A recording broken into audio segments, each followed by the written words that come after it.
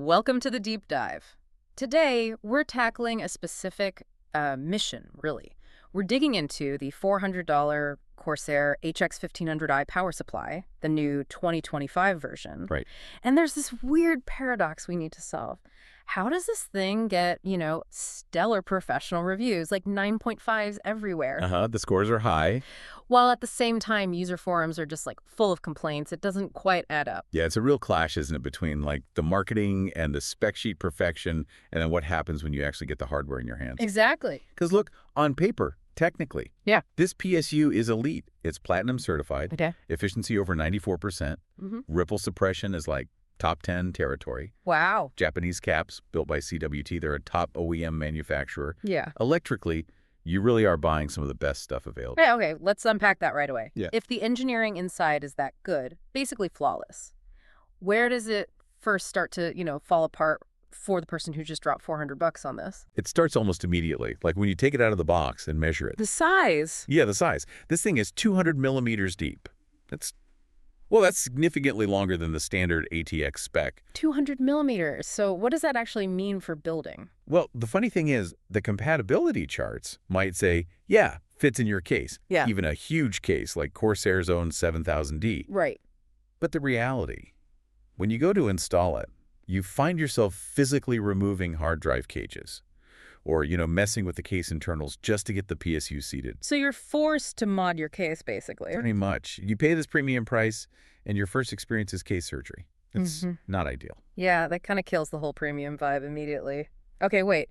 If the electrical parts are so good, so high-end, doesn't that make the problems with the software features even more, embarrassing? I mean, the ICUE digital monitoring. Oh, absolutely. That's supposed to be a huge selling point, right? Total control. Yeah, toggle rails, fan curves, see all the stats. Exactly.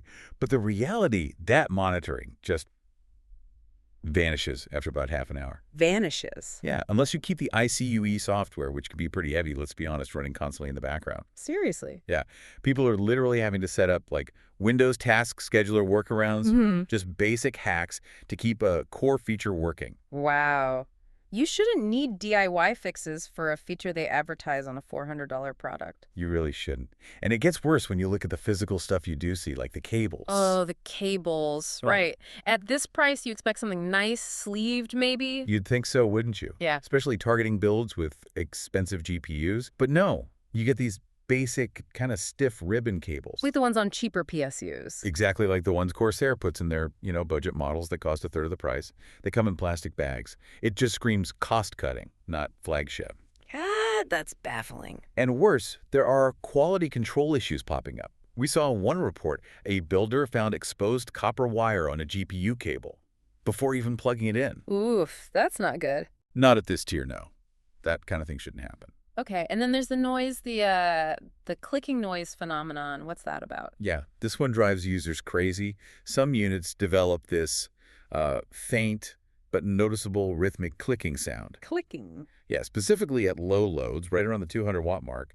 Corsair says it's the digital components doing a burst mode thing. Okay, but why is that a problem? Well, think about it. Your high-end system might idle around, say, 180 watts. Right. So every time you open a web browser, maybe start a video, the power draw just briefly bumps up past 200 watts. Ah, so the clicking starts and stops constantly with normal use? Exactly, right at that threshold. It's apparently maddening if your system sits near that power level. Okay, so physical fit issues, digital features needing hacks, budget cables, annoying noises, but the worst, the most systemic thing seems to be this boot failure problem. That sounds serious. It really is. Yeah. This isn't just one or two isolated cases.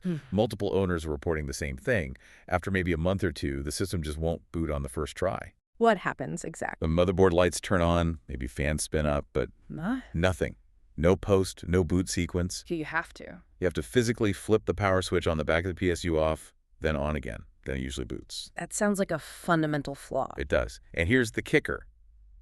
One reviewer went through 3 separate HX1500i units, replacements from Corsair. 3. And they all did it. All 3 developed the same boot failure issue. That strongly suggests it's not just a few bad units, but something deeper. Probably a firmware problem that Corsair hasn't quite nailed down yet. Wow. Okay, so let's tie this all together for you listening. You're shelling out $400 top dollar for truly elite electrical performance hidden inside the box. Right, the parts you don't see are great. But what you do experience is potentially having to modify your case, needing software hacks for basic features, getting budget cables, maybe hearing weird Or noises. maybe having to cycle the power every morning just to get your PC to turn on reliably. So the HX1500i delivers technically, but it seems to fail pretty badly on the overall user experience, doesn't it? It really does. The quality control, the firmware, the physical design choices, they undermine the internal excellence. Which brings us to the big question, I guess. For high-end PC gear like this, what actually defines premium? Is it just the flawless internal specs that benchmarks love? Or is it the entire experience? From opening the box to installation to Yeah. just using it day to day without frustration. What should that $400 price tag truly guarantee you? Something to think about next time you're balancing specs against, well, potential sanity. We'll catch you on the next deep dive.